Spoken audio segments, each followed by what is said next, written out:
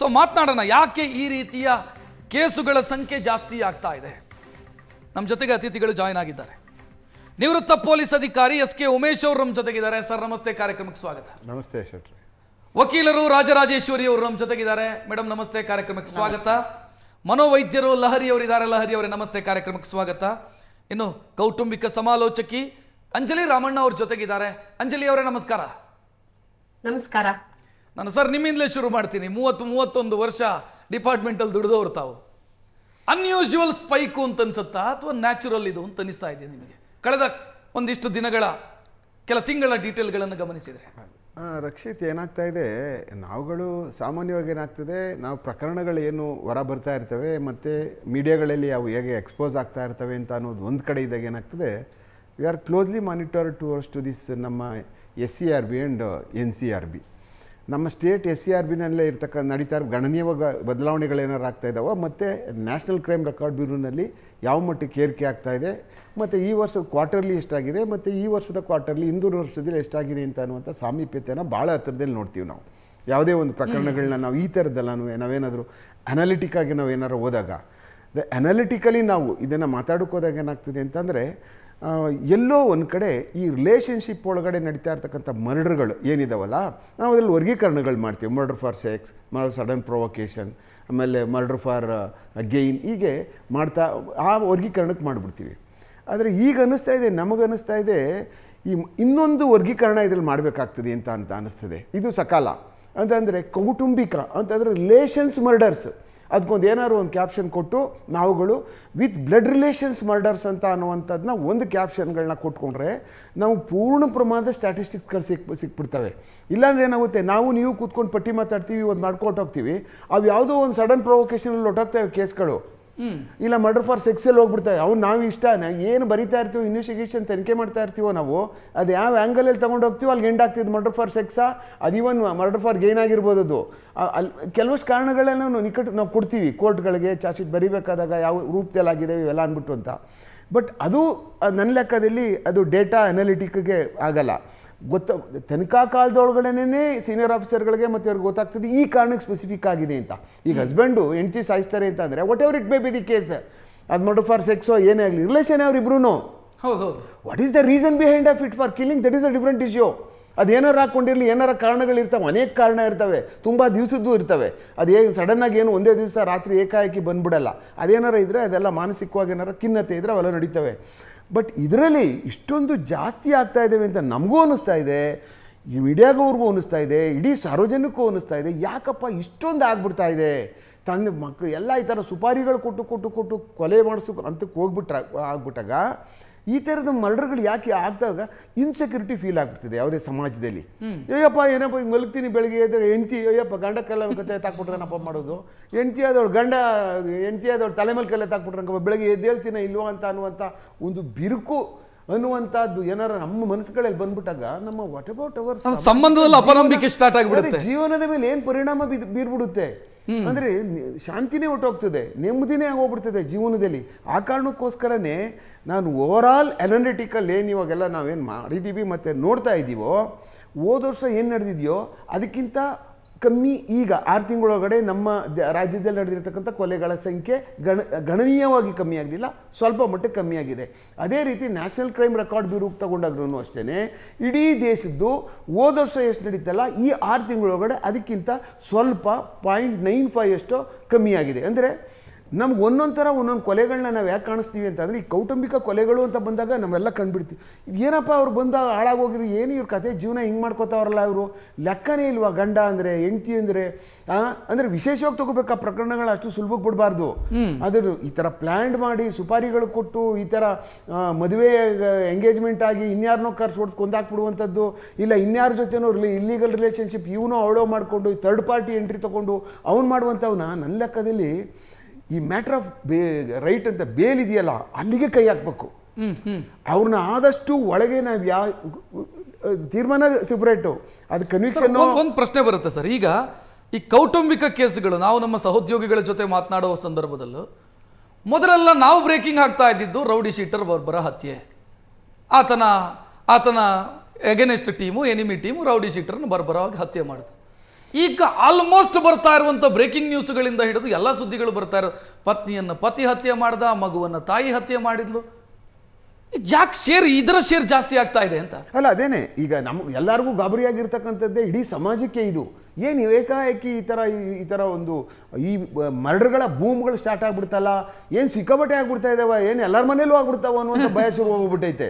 ಆ ಕಾರಣಕ್ಕೋಸ್ಕರ ಹೆದರುವಂಥದ್ದೇನಿಲ್ಲ, ಇದಕ್ಕೆ ಸಿಸ್ಟಮ್ ವರ್ಕ್ ಮಾಡ್ತಾನೆ ಇದೆ, ಪ್ರತಿ ದಿವಸ ಕೆಲಸ ನಡೀತಾನೆ ಇರ್ತದೆ. ಬಟ್ ಎಲ್ಲೋ ಒಂದು ಕಡೆ ಇವ್ರುಗಳು ಮಾಡಿದಂಥ ಆರೋಪಿತರುಗಳು ದಸ್ತಗಿರಿಯಾದ ನಂತರದ ದಿನದಿಂದನೇ ಅವ್ರು ಆಚೆ ಬರೋ ಪ್ರಯತ್ನ ಪಡ್ತಾರೆ. ಅದಕ್ಕೆ ನಾವು ಸಮಾಜ ಎಲ್ಲ ಸೇರಿ ಒಟ್ಟಾರೆ ಕೆಲಸ ಮಾಡಬೇಕು, ಅವ್ರು ಆಚೆ ಬರದೇ ಇರೋ ಥರ. ಅಯ್ಯೋ ಬಂದ್ಬಿಡ್ಲಿ ಬಿಡು, ಕೇಸ್ ನಡ್ಕೊಂಡು ಹೋಗ್ಲಿ ಅಂತ ನಾವೇನಾದರೂ ಅದನ್ನು ಸ್ವಲ್ಪ ಲೀಜರಾಗಿ ತೊಗೊಳಕ್ಕೆ ಶುರು ಮಾಡಿದ್ರೆ ಏನಾಗ್ತದೆ ಅಂತಂದರೆ, ಇವ್ರು ಲೀಜರಲ್ಲಿ ಈಚೆ ಬಂದು ಏನು ಮಾಡ್ತಾರೆ ಅಂದರೆ ಬೇರೆಯವ್ರಿಗೆ ಮಾರ್ಗದರ್ಶನ ಆಗ್ಬಿಡ್ತದೇನೋ ಅನ್ನುವಂಥದ್ದು. ಯಾಕೆಂದರೆ ಇದ್ಕೊಳ್ಳಿ, ಸಿಸ್ಟಮ್ಗಳು ಕೆಲಸ ಮಾಡ್ತಾ ಇರ್ತವೆ, ನಾವು ಅರೆಸ್ಟ್ ಮಾಡ್ತೀವಿ, ಇನ್ನೊಂದು ಅಂಗ ಬಿಡಿಸ್ತಾ ಇರ್ತದೆ, ಮತ್ತು ಇನ್ನೊಂದು ನ್ಯಾಯಾಂಗ ಅಲ್ಲಿಗೆ ತನಿಖೆ ನಡೆಸ್ತಾ ಇರ್ತದೆ, ಅಲ್ಲಿಗೆ ಟ್ರಯಲ್ ನಡೆಸ್ತಾ ಇರ್ತದೆ, ಇದೆಲ್ಲ ನಡೀತಾ ಇರ್ತದೆ.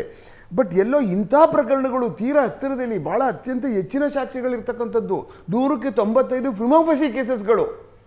ಅದು ಎಲ್ಲೋ 5% ಕನ್ಸಿಡರ್ ಮಾಡೋಕ್ಕೆ ಹೋಗ್ಬಾರ್ದು. ಅವಾಗ ಮ್ಯಾಟ್ರ್ ಆಫ್ ರೈಟ್ ಬೇಲ್ಗೆ 95% ಕನ್ಸಿಡರ್ ಮಾಡಿ ಟಿಲ್ ನೀವು ಕೇಸ್ ಒಳಗಡೆ ಇರುವವರೆಗೂ, ಏನು ಟ್ರಯಲ್ ಮುಗಿಯುವವರೆಗೂ ಒಳಗಿದ್ಬಿಡಿ ಅಂದರೆ ನನ್ನ ಲೆಕ್ಕದಲ್ಲಿ ಈ ಸಂಖ್ಯೆಗಳು ಕಮ್ಮಿ ಮಾಡೋಕ್ಕೆ ಸಾಧ್ಯ ಆಗ್ತದೆ. ಎಸ್, ಮಾತನಾಡೋಣ ಸರ್. ನಾನು ಅಂಜಲಿ ರಾಮಣ್ಣ ಅವರನ್ನ ಇನ್ಕ್ಲೂಡ್ ಮಾಡ್ತೀನಿ. ಮೇಡಮ್, ತಾವು ಏನು ಹೇಳ್ತೀರಿ? ಅನ್ಯೂಶುವಲ್ ಸ್ಪೈಕ್ ರೀತಿಯಲ್ಲಿ ನನಗೆ ಕನಿಸ್ತಾ ಇದೆ, ಇದು ಅಸಹಜವಾದಂಥ ಏರಿಕೆಯಾಗ್ತಾ ಇದೆ ಅಂತ. ಕೆಲವರನ್ನ ಕೇಳಿದ್ರೆ ಕೌಟುಂಬಿಕ ಮೌಲ್ಯಗಳು ಹಾಳಾಗಿದೆ ಈಗ, ಅದು ಇದಕ್ಕೆ ಕಾರಣ ಆಗ್ತಿದೆ ಅಂತ. ತಮ್ಗೆ ಏನು ಅನ್ಸುತ್ತೆ?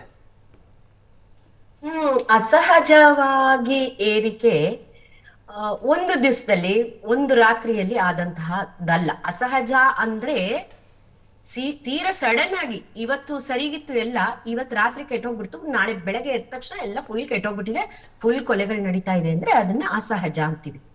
ಆದರೆ ಈ ಏರಿಕೆ ಅಸಹಜವಾಗಿ ಆದದ್ದಲ್ಲ. ನಾವು ಆಂಟಿಸಿಪೇಟ್ ಮಾಡದೆ, ಅಂದ್ರೆ ನಾವು ಅದನ್ನ ದೂರದೃಷ್ಟಿಯಿಂದ ನೋಡದೆ ಕಾಲಾನುಕಾಲದಲ್ಲಿ ಬೆಳೆಸ್ಕೊಂಡು ಬಂದಂತಹ ಒಂದು ಸಮಾಜದ ವಿಧದಿಂದ, ಸಮಾಜದ ಬಗೆಯಿಂದ ಇದು ಏರಿಕೆ ಆಗಿದೆ. ಮತ್ತು ಇದು ಕಣ್ಣಿಗೆ ಕಾಣುವ ಹಾಗೆ ಏನು ನಿರ್ಭಯವಾಗಿ ಆಗಲು ಸಾಧ್ಯ ಆಗಿದೆ. ಹಾಗಾಗಿ ಇದು ಅಸಹಜ ಅಲ್ಲ, ನಮ್ಮದೇ ಕಾಂಟ್ರಿಬ್ಯೂಷನ್ ಇಂದ, ನಮ್ಮದೇ ಕಾಣಿಕೆಯಿಂದ ಆದಂತಹ ಒಂದು ವ್ಯತ್ಯಾಸ ಸಮಾಜದಲ್ಲಿ ಅಂತ ನಾನು ಹೇಳ್ತೀನಿ. ಕೌಟುಂಬಿಕ ಮೌಲ್ಯಗಳು ಕಾರಣ ಆಗ್ತಿದೆಯಾ? ಕೌಟುಂಬಿಕ ಮೌಲ್ಯಗಳು ಕುಸಿದು ಹೋಗಿದ್ದಾವೆ ಸಮಾಜದಲ್ಲಿ, ಇದು ಇದಕ್ಕೆ ಕಾರಣ ಆಗ್ತಾ ಇರೋದು. Is it true? ಯಾಕಂತಂದ್ರೆ ಇದೇ ಜನರ ಮಧ್ಯದಲ್ಲಿ ಚರ್ಚೆ ಆಗ್ತಾ ಇದೆ, ಮೊದಲನ ತರ ಇಲ್ಲ ಈಗ ಅಂತ. ಕೌಟುಂಬಿಕ ಮೌಲ್ಯಗಳು ಕುಸಿದಿದೆಯಾ ಅಥವಾ ತುಂಬಾ ಚೆನ್ನಾಗಿದೆಯಾ ಅನ್ನೋದಕ್ಕೆ ವ್ಯಾಖ್ಯಾನವೇ ಇಲ್ಲ. ಯಾಕೆಂದ್ರೆ ಒಂದು ಮೌಲ್ಯ ಕಾಲಕ್ಕೆ ತಕ್ಕಂತೆ ತನ್ನನ್ನು ತಾನು ಬದಲು ಮಾಡಿಕೊಂಡು ಅಳವಡಿಸಿಕೊಳ್ತಾ ಹೋಗ್ಬೇಕು. ಆ ಅಳವಡಿಕೆಯಲ್ಲಿ ನಾವು ಏನು ಎಡವಿದ್ದೀವಿ ಅದರ ಫಲ ಇದು. ಮೌಲ್ಯಗಳು ಕುಸಿದಿದೆ ಅಂತ ಹೇಳಲಿಕ್ಕೆ ಸಾಧ್ಯ ಇಲ್ಲ. ಮೌಲ್ಯಗಳು ಕುಸಿದಾಗ ಏನಾಗ್ಬೇಕಂದ್ರೆ 100ಕ್ಕೆ 100 ಬೇಕು. ಈಗ ಟೊಮೆಟೊ ಗಾಡಿನಲ್ಲಿ 1 ಟೊಮೆಟೊ ಕೆಟ್ರೆ ಇವತ್ತು ನಾಳೆ ಇಡೀ ಗಾಡಿ ಕೆಡ್ಬೇಕಲ್ವಾ ಟೊಮೆಟೊ ಗಾಡಿ? ಹಾಗಾಗಿಲ್ಲ. ಅದರಿಂದ ಮೌಲ್ಯಗಳು ಕುಸಿದಿದೆ ಅಂತ ಹೇಳಕ್ಕಾಗಲ್ಲ, ಮೌಲ್ಯಗಳು ಬದಲಾಗಿವೆ. ಆ ಬದಲಾವಣೆಯಲ್ಲಿ ನಾವು ಯಾವ ರೀತಿಯಾದಂತಹ ಅಳವಡಿಕೆಯನ್ನ ನಿರೀಕ್ಷೆ ಮಾಡ್ಬೇಕಿತ್ತೋ ಅದನ್ನ ಮಾಡದೆ ಸುಮ್ಮನೆ ಬದಲಾವಣೆಗೆ ಬಿಟ್ಬಿಟ್ವಿ.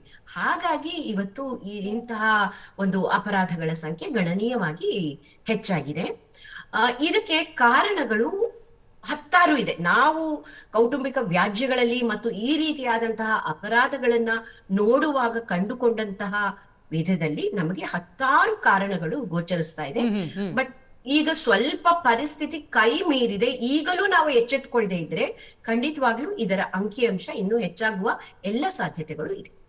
ಮೇಡಮ್, ಅಂದ್ರೆ ಕೌಟುಂಬಿಕ ಸಮಸ್ಯೆ ಸರಿಯಾಗಿ ಅಡ್ರೆಸ್ ಆಗದೆ ಇರೋದು ವಿಕೋಪಕ್ಕೆ ಹೋಗಿ ಕೊಲೆಯಲ್ಲಿ ಅಂತ್ಯ ಆಗ್ತಿದೆಯಾ ಹೇಗೆ? ಅಂದರೆ ಗಂಡ ಹೆಂಡತಿ ಮಧ್ಯೆ ಯಾವುದೋ ಒಂದು ಸಣ್ಣ ಗಲಾಟೆ ಇರುತ್ತೆ, ತಂದೆ ಮಗನ ಮಧ್ಯೆ ಚಿಕ್ಕದೊಂದು ಗಲಾಟೆ ಇರುತ್ತೆ, ಮುಕ್ತವಾಗಿ ನಾನು ಮಾತನಾಡಲ್ಲ, ತಂದೆನೂ ಮಾತನಾಡಲ್ಲ, ಇಬ್ಬರ ಮಧ್ಯೆ ಅದು ವಿಕೋಪಕ್ಕೆ ಹೋಗಿ ಇನ್ನೇನೋ ಆಗಿಬಿಡುತ್ತೆ. ಅಂಥದ್ದಾಗ್ತಾ ಇದೆಯಾ? ಅದು ಜಾಸ್ತಿ ಕಾಂಟ್ರಿಬ್ಯೂಟ್ ಮಾಡ್ತಾ ಇದೆಯಾ?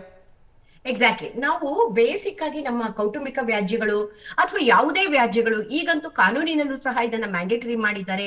ನೀವು ಯಾವುದೇ ಪ್ರಕರಣವನ್ನ ಕೋರ್ಟಿಗೆ ತೆಗೆದುಕೊಂಡು ಹೋಗೋ ಮೊದಲು ಮೀಡಿಯೇಷನ್ ಮಾಡ್ಬೇಕು, ಅಂದ್ರೆ ಒಬ್ರೊಬ್ರು ಕುಳಿತು ಅದನ್ನ ಬಗೆಹರಿಸ್ಕೊಳ್ತಕ್ಕಂತಹ ಪ್ರಯತ್ನ ಮಾಡ್ಬೇಕು ಅಂತ ಕಾನೂನಿನಲ್ಲೂ ಸಹ ಮ್ಯಾಂಡೇಟರಿ ಮಾಡಿದ್ದಾರೆ. ಕರ್ನಾಟಕದಲ್ಲಿ ಅದಕ್ಕಾಗಿ ಒಂದು ಸ್ಪೆಷಲ್ ಅಮೆಂಡ್ಮೆಂಟ್ ಅನ್ನ ತಂದು ಕಂಪಲ್ಸರಿ ಅದನ್ನ ಮ್ಯಾಂಡೇಟರಿ ಮಾಡ್ಬಿಟ್ಟಿದ್ದಾರೆ. ಕರೆಕ್ಟ್, ನೀವು ಹೇಳ್ತಾ ಇರೋದು ಚಿಕ್ಕ ಚಿಕ್ಕ ಸಮಸ್ಯೆಗಳು ಅದು ದೊಡ್ಡದಾಗಿ ಒಂದ್ ದಿವಸ ಇದರಲ್ಲಿ ಎಂಡ್ ಆಗ್ತಿದೆ. ಹೌದು, ಸಂಬಂಧಗಳ, ಅದು ಯಾವುದೇ ಸಂಬಂಧ ಆಗ್ಲಿ, ಕುಟುಂಬದ ಒಳಗಿರುವ ಸಂಬಂಧ ಆಗ್ಲಿ, ಈಗ ನಾವು ನೀವು ಈ ತಾತ್ಕಾಲಿಕವಾಗಿ ಒಂದು ಸಂಬಂಧದಲ್ಲಿ ಇದ್ದೀವಿ, ಇಲ್ಲಿರುವ ಪ್ಯಾನಲಿಸ್ಟ್ಗಳು, ನೀವು ನಿರೂಪಕರು, ಪತ್ರಕರ್ತರು, ನಾನು ಇಲ್ಲಿ ಮಾತಾಡ್ತಿರೋರು ಎಲ್ಲರೂ ತಾತ್ಕಾಲಿಕವಾಗಿ ಒಂದು ಚೌಕಟ್ಟಿನೊಳಗೆ ಒಂದು ಸಂಬಂಧದಲ್ಲಿ ಇದ್ದೀವಿ. ಯಾವ ಸಂಬಂಧವು ಕುಟುಂಬದ ಒಳಗೆ, ಕುಟುಂಬದ ಹೊರಗೆ, ಅದು ವ್ಯಾಪಾರದಲ್ಲಿ ಇರ್ಲಿ, ಕಾಲೇಜು ಸ್ಕೂಲ್ಗಳಲ್ಲಿರ್ಲಿ, ರಸ್ತೆಯಲ್ಲಿ ಇರ್ತಕ್ಕಂತಹ ಯಾವುದೋ ಒಂದು ಮಾತುಕತೆ ಇರ್ಲಿ, ಯಾವ ಸಂಬಂಧವು ಬೇಸಿಕಲಿ ಅದರ ತಳಹದಿ ಅಂದ್ರೆ ಮಾತು ಮತ್ತು ಸಂಪರ್ಕ ಅಂತ ನಾವು ಹೇಳ್ತೀವಿ. ಅಂದ್ರೆ ಪರಸ್ಪರ ಮಾತನಾಡಿಕೊಳ್ಳಬೇಕು ಅಂದ್ರೆ ಪರಸ್ಪರ ಸಂಪರ್ಕದಲ್ಲಿರ್ಬೇಕು. ಪರಸ್ಪರ ಸಂಪರ್ಕದಲ್ಲಿರುವುದು ಅಂದ್ರೆ ಏನು? 4 ಗೋಡೆ ಮಧ್ಯ ನಾವಿಬ್ರು ವಾಸ ಮಾಡ್ತಿದೀವಿ, ನಾವು 4 ಜನ ವಾಸ ಮಾಡ್ತಿದೀವಿ ಅಲ್ಲ. ನನ್ನ ಆಗು ಹೋಗುಗಳು ನಿನಗೆ ಗೊತ್ತಿರಬೇಕು, ನಿನ್ನ ಆಗು ಹೋಗುಗಳು ನನಗೆ ಗೊತ್ತಿರಬೇಕು.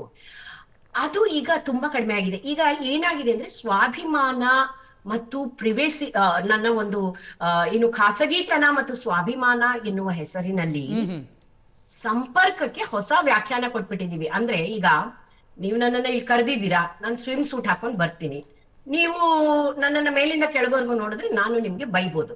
ನನ್ನ ದೇಹ ನನ್ನ ಹಕ್ಕು.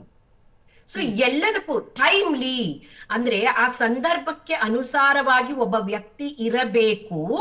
ಅದು ಖಾಸಗಿತನ, ಅದು ಸ್ವಾಭಿಮಾನ ಅನ್ನುವುದನ್ನ ಹೇಳ್ಕೊಟ್ಟಿಲ್ಲ. ಎಲ್ಲಾ ಸಂದರ್ಭದಲ್ಲೂ ನನಗೆ ಹೇಗೆ ಬೇಕೋ ಹಾಗೆ ಇರಬೇಕು ಮತ್ತು ಅದನ್ನೇ ನಿರೀಕ್ಷೆ ಮಾಡಬೇಕು ಅನ್ನುವುದನ್ನ ಈ ಸಮಾಜಕ್ಕೆ ನಾವು ಮನವರಿಕೆ ಮಾಡ್ಕೊಟ್ಬಿಟ್ಟಿದೀವಿ. ಹಾಗಾಗಿ ಏನಾಗಿದೆ, ಸಂಪರ್ಕ ಅಂದ್ರೆ ಸುಮ್ನೆ ಎದುರು ಬದ್ರು ಕೂತ್ಕೊಳ್ಳೋದು, 4 ಗೋಡೆ ಮಧ್ಯೆ ಇರೋದು ಅನ್ನೋದನ್ನ ಹೇಳ್ಕೊಟ್ಟಿದ್ದೀವಿ ಹೊರತು ಸಂಪರ್ಕ ಅನ್ನುವುದು ಸಾರಿಗೆ ಸಂಪರ್ಕದಂತೆ ಅಲ್ಲ. ಕಣ್ಣಿಗೆ ಕಾಣದ ಮನಸ್ಸಿನೊಳಗಿಂದ, ಮೆದುಳಿನೊಳಗಿಂದ ಬರುವ ಒಂದು ಸಂಪರ್ಕವೂ ಇರುತ್ತೆ ಅನ್ನೋದನ್ನ ನಾವು ಮನವರಿಕೆ ಮಾಡ್ಕೊಟ್ಟಿಲ್ಲ. ಬಹುಶಃ ಇಲ್ಲಿ ಮನೋತಜ್ಞರು ಇದ್ದಾರೆ ಅಂತ ಹೇಳಿದ್ರಿ, ಅವರು ಇದನ್ನ ಅವ್ರನ್ನ ಇನ್ಕ್ಲೂಡ್ ಮಾಡ್ತೀನಿ. ಒಂದೇ ನಿಮಿಷ ಅಂಜಲಿ ಅವರೇ, ಲಹರಿ ಅವರೇ, ಮನೋವೈದ್ಯರಾಗಿ ಯಾವ ರೀತಿ ನೋಡ್ತೀರಿ ತಾವು ಇದನ್ನ? ಹೌದು, ಅಂಜಲಿ ಮೇಡಮ್ ಅವ್ರು ಹೇಳ್ದಂಗೆ ಕರೆಕ್ಟು.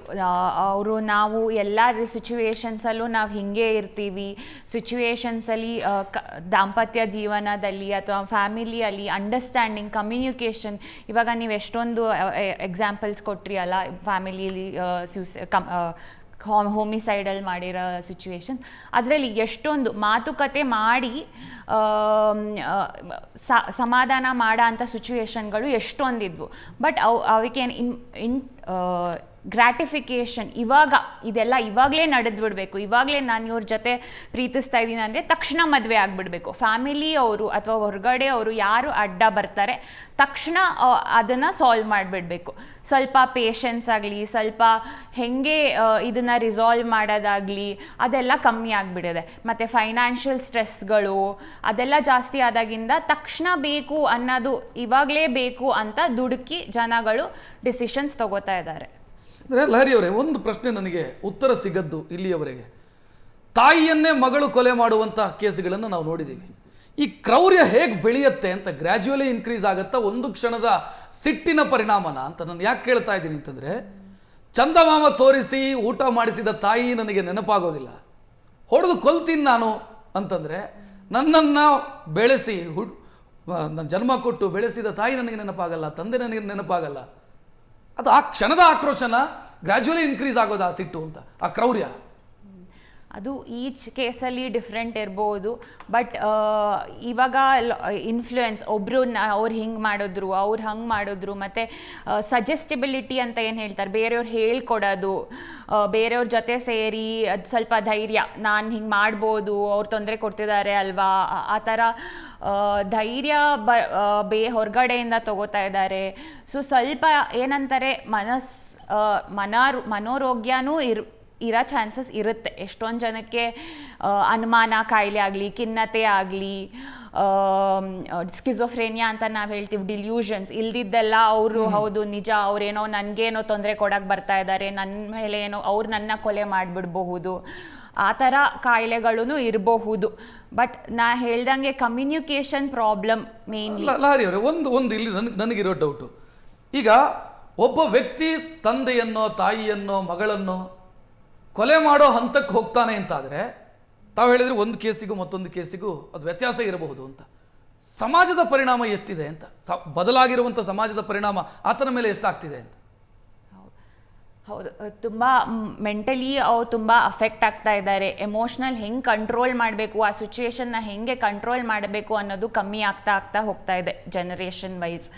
ಬಟ್ ಈ ಥರ ನ್ಯೂಸಲ್ಲಿ ನೋಡಿದಾಗ ಎಲ್ಲರಿಗೂ ತುಂಬ ಭಯ ಆಗುತ್ತೆ. ಲೈಕ್ ಗೊತ್ತಿರೋರೆಲ್ಲ ಹೇಳ್ತಾ ಇದ್ದಾರೆ ಹೆಂಗಿರೋದು, ಹೆಂಗೆ ಫ್ಯಾಮಿಲಿ ಜೊತೆ ಇರೋದು, ಹೆಂಗೆ ಮದುವೆ ಹೆಣ್ಣು ಹುಡ್ಕೋದು, ಗಂಡು ಹುಡ್ಕೋದು, ಹೆಂಗೆ ನಂಬೋದು ಈ ಥರ ಸಿಚುವೇಶನ್ಸಲ್ಲಿ ಅಂತ ಹೆದರ್ಕೋತಾ ಇದ್ದಾರೆ. ಅದು ಏನಕ್ಕೆ ಆಗ್ತಾ ಇದೆ ಅಂತ ಈಚ್ ಕೇಸಲ್ಲಿ ಇನ್ವೆಸ್ಟಿಗೇಷನ್ ಮಾಡಿ ತಾವು ಮನೋವೈದ್ಯರಾಗಿ ಒಂದು ವಿಚಾರ, ಈಗ ತಂದೆ ತಾಯಿಯ ಜೊತೆಗೆ ಅಭಿಪ್ರಾಯದ ಭಿನ್ನತೆ ಎಲ್ರಿಗೂ ಇರುತ್ತೆ. ನನಗೂ ಇತ್ತು, ನಿಮಗೂ ಇತ್ತು, ಎಲ್ರಿಗೂ ಇತ್ತು. ಅದು ತಂದೆ ಹತ್ರ ಯಾವುದಕ್ಕೂ ಯಾವ ಕಾರಣಕ್ಕಾಗಿ ಸಿಟ್ಟು ಬಂದಿರುತ್ತೆ. ಕೊಲೆ ಮಾಡೋ ಹಂತದ ಸಿಟ್ಟು ಬರುತ್ತೆ, ಅದು ಬೆಳೆಯುತ್ತೆ ಅಂತಂದ್ರೆ ಅದಕ್ಕೆ ಕಾರಣ ಏನು? ಅದು ಏನಾಗೋದು ಆ್ಯಕ್ಚುಲಿ? ಅದೇ ಎಮೋಷ್ನಲ್ ರೆಗ್ಯುಲೇಷನ್ ಅಂತ ನಾವೇನು ಹೇಳ್ತೀವಿ. ನಮಗೆ ಕೋಪ ಬರ್ತಾ ಇತ್ತು, ಬಟ್ ನಾವು ಜೋರಾಗಿ ಡೋರ್ ಹಾಕಿದ್ರೂ ಬೈತಾ ಇದ್ರು. ಲೈಕ್ ಕೋಪ ಮಾಡ್ಕೊಂಡು ಹಿಂಗೆ ಮಾಡಬಾರ್ದು, ಕೋಪ ಬಂದರೆ ಕೂತ್ಕೊಂಡು ನಿಧಾನಕ್ಕೆ ಹೇಳಬೇಕು, ಆ ಥರ ಎಲ್ಲ. ಬಟ್ ಇವಾಗ ಸೋಷಲ್ ಮೀಡಿಯಾ ಯೂಸ್, ಫ್ರೆಂಡ್ಸ್ಗಳು ಜೊತೆ ಮಾತಾಡೋದು, ಏನಾಗ್ತಿದೆ ಅಂದರೆ ಪೇರೆಂಟ್ಸ್ ಜೊತೆ ಒಂದು ಅಂಡರ್ಸ್ಟ್ಯಾಂಡಿಂಗ್ ಕಮ್ಮಿ ಆಗ್ತಾ ಬರ್ತಾ ಇದೆ. ಬಿಕಾಸ್ ಟೈಮ್ ಸ್ಪೆಂಡ್ ಮಾಡೋದು ಪೇರೆಂಟ್ಸ್ ಜೊತೆ ಕಮ್ಮಿ ಆಗ್ತಾ ಇದೆ, ಅವ್ರ ಜೊತೆ ಎಮೋಷನ್ಸ್ ಶೇರ್ ಮಾಡೋದು ಕಮ್ಮಿ ಆಗ್ತಾ ಬರ್ತಾ ಇದೆ. ಸೊ ಅಂಡರ್ಸ್ಟ್ಯಾಂಡಿಂಗ್ ಇರೋದಿಲ್ಲ ಒನ್ ಥಿಂಗ್. ಆಮೇಲೆ ಬೇರೆ ನೋಡಿ ಕಲಿಯೋದು, ನ್ಯೂಸಲ್ಲಿ ನೋಡಿ ಅವ್ರು ಹಂಗೆ ಮಾಡಿದ್ರು, ಇವ್ರು ಹಂಗೆ ಮಾಡಿದ್ರು, ಇನ್ಫ್ಲೂಯೆನ್ಸ್ ಆಗ್ತಾ ಇದ್ದಾರೆ. ಲೈಕ್ ಬೇರೆ ಸಿಚುವೇಶನ್ಸಲ್ಲಿ ಅವ್ರು ಬೇಗ ಇನ್ಫ್ಲೂಯೆನ್ಸ್ ಆಗಿ ಆ್ಯಂಡ್ ಈ ಡೋಪಮಿನ್ ರಶ್ ಇರೋದ್ರಿಂದ ಆ ಸಿಚುವೇಶನಲ್ಲಿ ತಕ್ಷಣ ಇಂಪಲ್ಸಿವ್ ಆಗಿ ಆ್ಯಕ್ಟ್ ಮಾಡ್ತಾ ಇದ್ದಾರೆ. ಎಸ್, ರಾಜರಾಜೇಶ್ವರಿ ಅವರೇ, ವಕೀಲರಾಗಿ ಯಾವ ರೀತಿ ನೋಡ್ತೀರಿ ಇದನ್ನ? I can name it as domestic killing ಅಂತ ಹೇಳ್ಬೋದು. ಯಾಕಂದರೆ ಆ ಡೊಮೆಸ್ಟಿಕ್ ರಿಲೇಷನ್ಶಿಪ್ ಅಂತಂದರೆ ಗಂಡ ಹೆಂಡತಿ, ಅವ್ರ ಅಪ್ಪ ಅಮ್ಮ ಮಕ್ಕಳು ಎಲ್ಲ ಒಂದು ಡೊಮೆಸ್ಟಿಕ್ ರಿಲೇಷನ್ಶಿಪ್. ಆ ಡೊಮೆಸ್ಟಿಕ್ ರಿಲೇಷನ್ಶಿಪ್ಪಲ್ಲಿ ಮರ್ಡರ್ ಆದಾಗ ಡೊಮೆಸ್ಟಿಕ್ ಕಿಲ್ಲಿಂಗ್ ಅಂತ legally we name it as domestic killing. ಅದು ಒಂದು ರೇರ್, ನಮಗೂ ಗೊತ್ತಿರಲಿಲ್ಲಪ್ಪ. ಇವಾಗ ಇದಾಗಿ ಡೊಮೆಸ್ಟಿಕ್ ಕಿಲ್ಲಿಂಗು ಇದೆಯಾ ಅಂತ ನನಗೆ, I am frank, I didn't know that this word exist. ಇವಾಗಿನ ಪರಿಸ್ಥಿತಿ ಬಂದಮೇಲೆ ಡೊಮೆಸ್ಟಿಕ್ ಕಿಲ್ಲಿಂಗ್ ಒಂದು ಬಂದಿದೆಯಾ ಅಂತ ಅನಿಸುತ್ತೆ. ಇವಾಗ the reason to totally to put forth ಎಲ್ಲರೂ ನೋಡಿದ್ರೆ ಲಾಂಗ್ ಸ್ಟ್ಯಾಂಡಿಂಗ್ ಡೊಮೆಸ್ಟಿಕ್ ವೈಲೆನ್ಸ್ ಇರುತ್ತೆ. ಇದು ಒಂದಿನದಲ್ಲಿ ಆಗೋದಿಲ್ಲ. It will be going happening. ಅವರು ಇಮ್ಯೂನ್ ಆಗಿಬಿಟ್ಟಿರ್ತಾರೆ. ಇವಾಗ the basic is the childhood impact. ಇವಾಗ ಅಪ್ಪ ಅಮ್ಮ ಜಗಳ ಮಾಡ್ತಾ ಇರೋದು ನಾನು ನೋಡ್ತಾ ಇರ್ತೀನಿ. ಅಪ್ಪ ಹೊಡಿತಾರೆ, ರಾಡಲ್ಲಿ ಹೊಡಿತಾರೆ, ಎಲ್ಲ ಮಾಡ್ತಾರೆ. ನನಗೆ ಅದು ಓಕೆ, ಅಪ್ಪ is doing this is okay ಅಂತ ಅನಿಸ್ಬಿಡುತ್ತೆ ಮಕ್ಕಳಿಗೆ. Someway the family system is the main culprit. ಈ ಒಂದು ಫ್ಯಾಮಿಲಿಯಲ್ಲಿ ಏನು ಆಗ್ತಾ ಇದೆಯೋ ದಿ ರಿಲೇಷನ್ಶಿಪ್ ಗುಡ್ ಆಗಿರ್ಬೋದು, ಬ್ಯಾಡ್ ಆಗಿರ್ಬೋದು, that is the influence of this domestic killing. ಇಲ್ಲಿ ನೀವು ಒಳ್ಳೆಯದೇ ಎಕ್ಸ್ಪೋಸ್ ಮಾಡಿದ್ರೆ ಮಗುಗೆ ಒಳ್ಳೆಯದೇ ಬರುತ್ತೆ. When you give the bad expose to the child it will fail. ಅಪ್ಪ ಹೊಡೆದಾಗ ನಾನು ಹೊಡಿಬೋದು, ನನ್ನ ಹೆಂಡ್ತಿನ ಹೊಡಿಬೋದು. ಅಪ್ಪ ಹೊಡಿತಿದ್ರು, so what, it is okay ಅಂತ ಅನ್ಸ್ಬಿಡುತ್ತೆ. ಆಮೇಲೆ ಅದೇ ಅಮ್ಮ ಸಹಿಸ್ಕೊಂಡಿದ್ರೆ ಒಂದು ಹೆಣ್ಮಗುಗೆ ಅಮ್ಮ ಓಡಿಸ್ಕೊಂತಿದ್ರಲ್ಲ ನಾನು ಓಡಿಸ್ಕೊತಾ ಇದ್ದೀನಿ, it's okay. That is the impact. ಆಮೇಲೆ ಕಮ್ಯುನಿಕೇಷನ್ ಇಲ್ಲ, ಅಲ್ಲಿ ಎಲ್ಲರೂ ಬ್ಯುಸಿ ಇದ್ದೀವಿ. ಫ್ಯಾಮಿಲಿಯಲ್ಲಿ ಏನೋ ಒಂದು ಪ್ರಾಬ್ಲಮ್ ಆಗಿದೆ, ಒಂದು ಸ್ಟ್ರೆಸ್ ಆಗಿದೆ, ಫ್ಯಾಮಿಲಿಯಲ್ಲಿ ಕೂತ್ಕೊಂಡು ಮಾತಾಡೋಣ ಅಂತ ಇಲ್ಲ. ಒಂದು bad thing is the main culprit, provocation. Okay, ಆ ಸ್ಪರ್ ಆಫ್ ಮೂಮೆಂಟಲ್ಲಿ ಅವ್ರು ಏನಾಗ್ತಾರೆ ಅಂತ, ಮಕ್ಕಳು ಏನು ಮಾಡ್ತಾರೆ ಅಂತ ನಮ್ಗೆ ಗೊತ್ತಾಗೋದಿಲ್ಲ. ಬಟ್ ಆ ಕಂಟ್ರೋಲ್ ಹೆಂಗೆ ಮಾಡ್ತೀರಾ? ಅವ್ರಿಗೆ ಹೇಳ್ಕೊಡ್ಬೇಕು, ಬಿಹೇವಿಯರ್ ಪ್ಯಾಟರ್ನ್ ಹೇಳ್ಕೊಡ್ಬೇಕು, ಮ್ಯಾನರ್ಸ್ ಹೇಳ್ಕೊಡ್ಬೇಕು. When there is a stress management ಹೇಳ್ಕೊಡ್ಬೇಕು ಸ್ಕೂಲಿಂಗಲ್ಲಿ.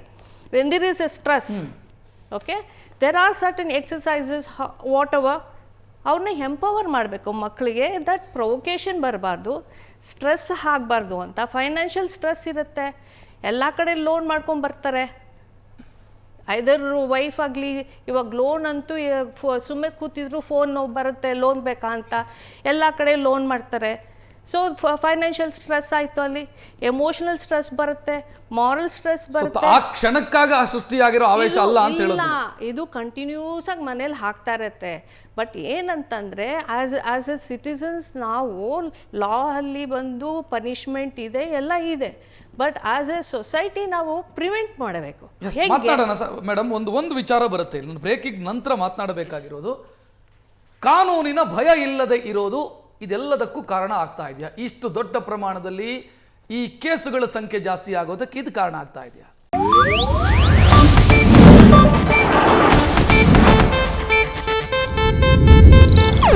ಇದು ಏಷ್ಯಾನೆಟ್ ನ್ಯೂಸ್ ನೆಟ್ವರ್ಕ್ ಪ್ರಸ್ತುತಿ.